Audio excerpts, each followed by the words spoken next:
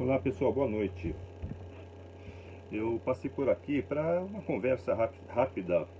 Hoje eu gostaria de trocar uma ideia com vocês, no sentido de pensarmos um pouco sobre a questão da importância das palavras, né?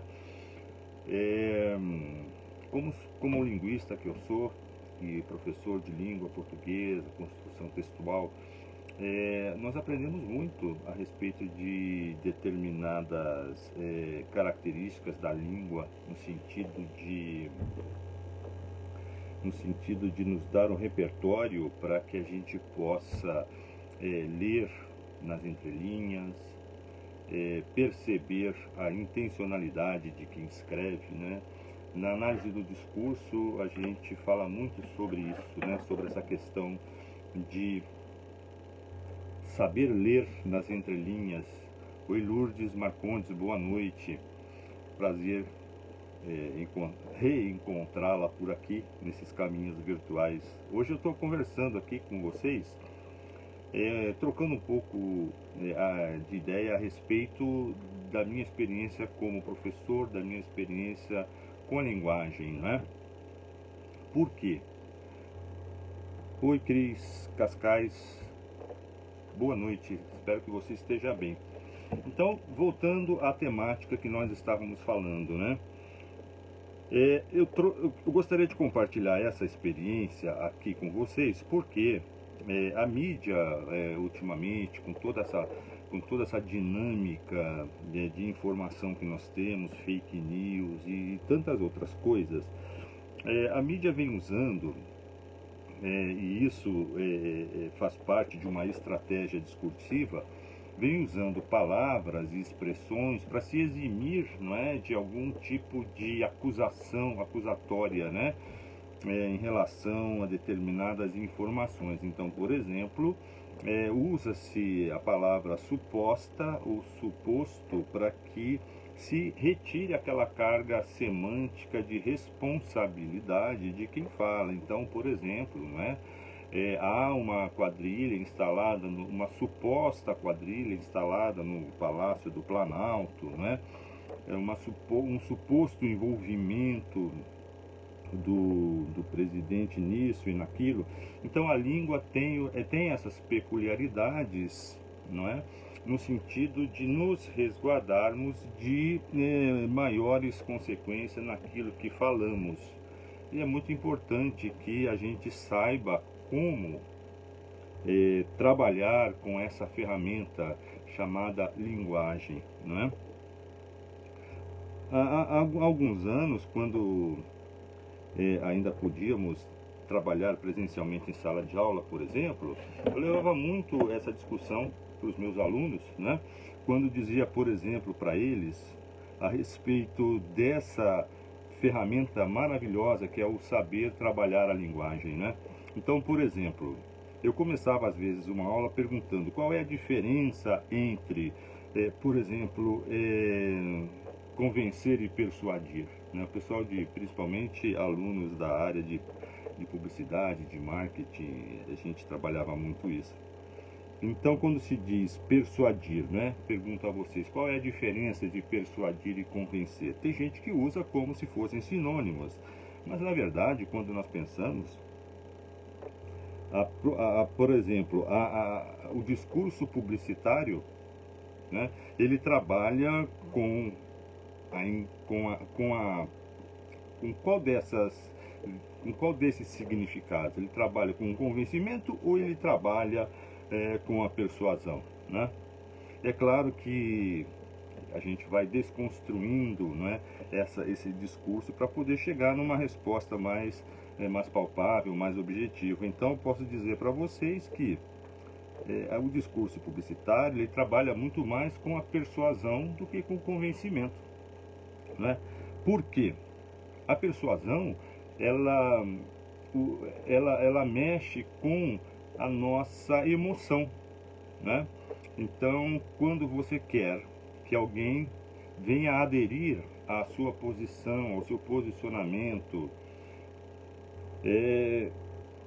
por meio dos sentimentos, da emoção, do não racional, é justamente persuasão, que é o que vem fazendo essa figura que está no Palácio do Planalto, quando ele apela para a questão da religiosidade, quando ele apela agora principalmente nas questões imagéticas, não é?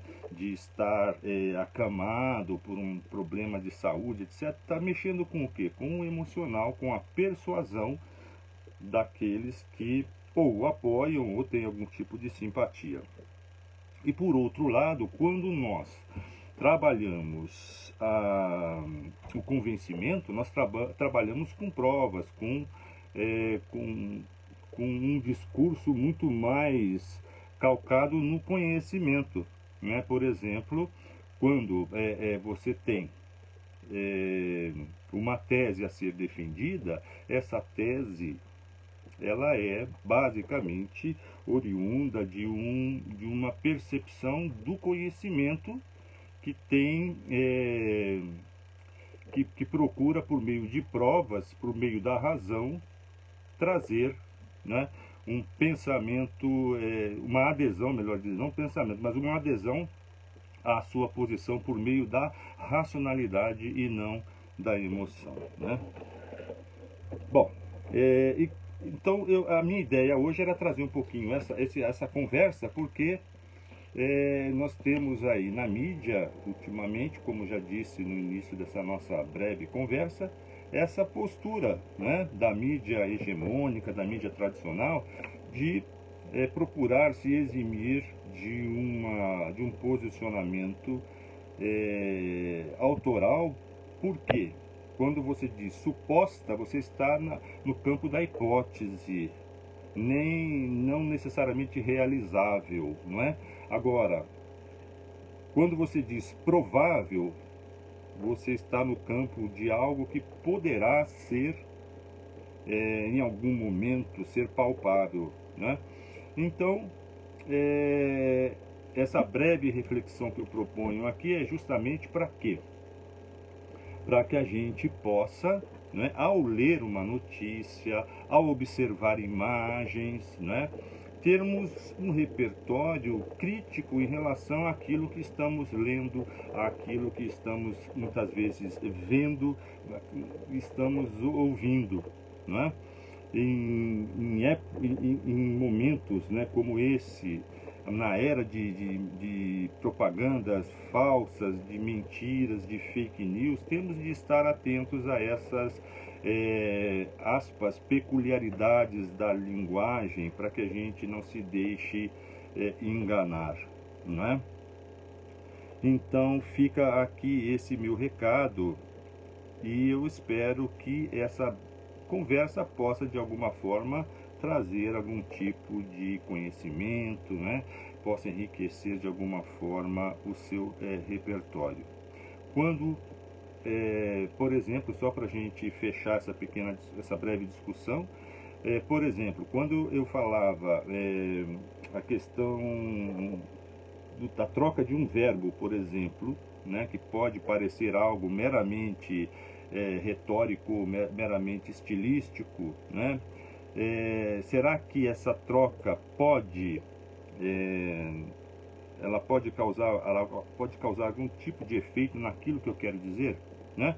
Então, por exemplo, eu troco o verbo ocupar pelo verbo invadir, ou ao contrário, eu troco o verbo invadir pelo verbo ocupar. Tem diferença? Tem diferença.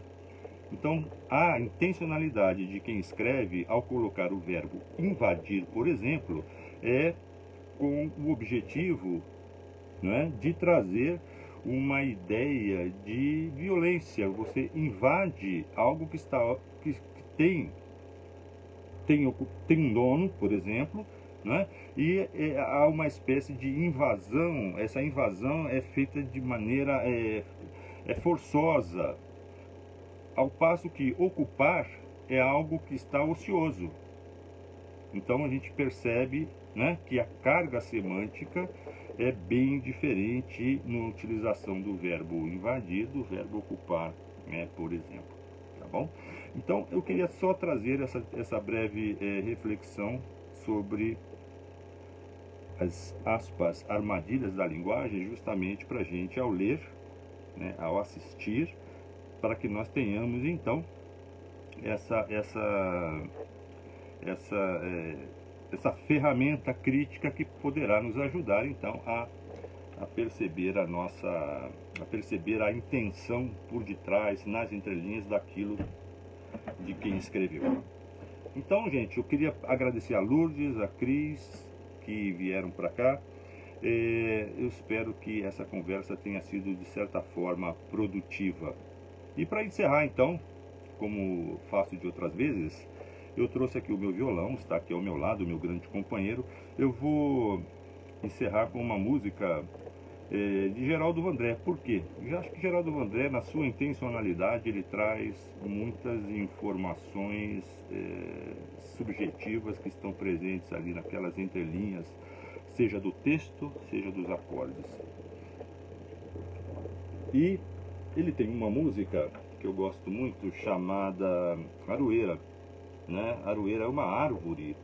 Eu particularmente tenho alergia. Quando eu passo embaixo de uma aroeira, eu fico todo pipocado, todo machucado, porque eu tenho intolerância. De alguma forma, o que emana daquela árvore às vezes me deixa com a pele muito irritada, né? E a aroeira, a música Aroeira, tem muito a ver com o atual contexto. Então eu posso dizer que é uma música meio que atemporal, né? Porque à medida que o cenário político do nosso país vai mudando, né? À medida em que avançamos nas investigações da CPI, a gente começa a perceber quem é quem nesse cenário político, nesse xadrez, nesse jogo que muitas vezes complexo e difícil de entender, né? Mas chega a conta daqueles que devem. E a Aroeira, a música, vai falar um pouco sobre isso, né? Oi, Neide, boa noite. Então, gente, eu vou encerrar cantando essa música, Aroeira, né? Ele diz: vim de longe, vou mais longe, quem tem fé vai me esperar, escrevendo numa conta pra junto a gente cobrar. Então nós vamos, tá chegando a hora da cobrança, né? Pro dia que já vem vindo, esse mundo vai virar, tá bom?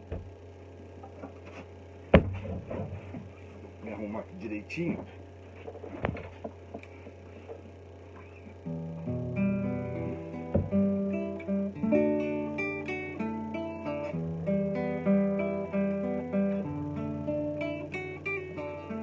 Vim de longe, vou mais longe, quem tem fé vai me esperar, escrevendo numa conta pra junto a gente cobrar, pro dia que já vem vindo, esse mundo vai virar, pro dia que já vem vindo, esse mundo vai virar. Dia e noite vem de longe, branco e preto a trabalhar, e o dono, o senhor de tudo, sentado mandando dar, e a gente fazendo conta pro dia que vai chegar, e a gente fazendo conta pro dia que vai chegar. Marinheiro, marinheiro, quero ver você no mar. Eu também sou marinheiro, eu também sei governar. Madeira de dar em bando vai descer até quebrar. É a volta do cipó na aroeira, no lombo de quem mandou dar. É a volta do cipó na aroeira, no lombo de quem mandou dar.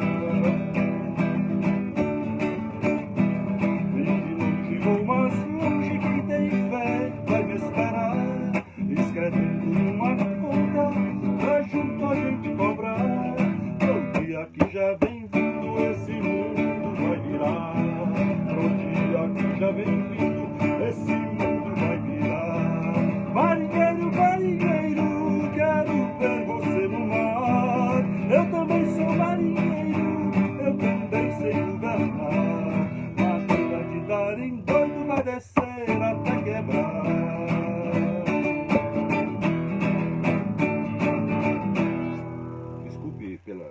desafinada aí, uma pequena desafinada, mas a música requer um tom às vezes um pouco mais alto.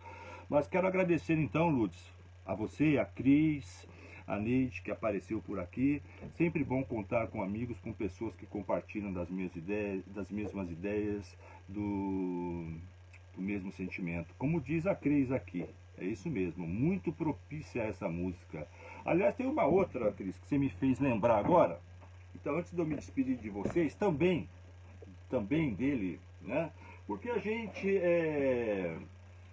gente não é gado, né? Embora os milicianos, essa gente safada, nos trate como gado, mas nós não somos gado, nós temos cabeça, nós pensamos, nós criticamos e nós podemos escolher quem deverá, né,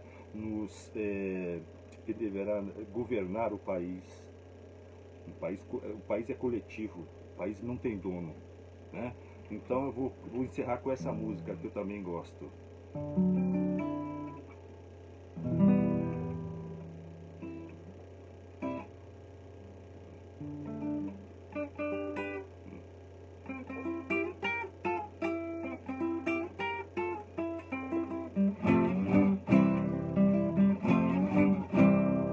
Prepare o seu coração para as coisas que eu vou contar. Eu venho lá do sertão, eu venho lá do sertão, eu venho lá do sertão e posso não lhe agradar. Aprendi a dizer não, ver a morte sem chorar. A morte, o destino tudo, a morte, o destino tudo estava fora de lugar, eu vivo pra consertar. Na boiada já fui boi, boiadeiro já fui rei, não por mim nem por ninguém, que junto comigo houvesse, que quisesse ou que tivesse, por qualquer coisa de seu, por qualquer coisa de seu, querer mais longe que eu. Mas o mundo foi rodando nas patas do meu cavalo, e já que um dia montei, agora sou um cavaleiro. Laço firme, braço forte, vem no que não tem rei. Lembrando de seguir, valente, lugar tenente, dono de gado e gente, porque gado a gente tange, ferro, engorda e mata, mas com gente é diferente. Se você não concordar, não posso me desculpar, não canto pra enganar, vou pegar minha viola, vou deixar você de lado, vou cantar em outro lugar.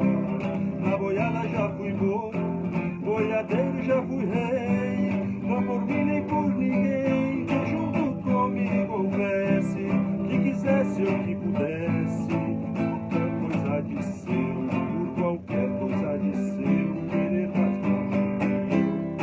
Mas o tempo foi rolando nas patas do meu cavalo, e já que um dia montei, agora sou um cavaleiro. Laço firme, braço forte, do reino que não tem medo. La la la la la la la la la.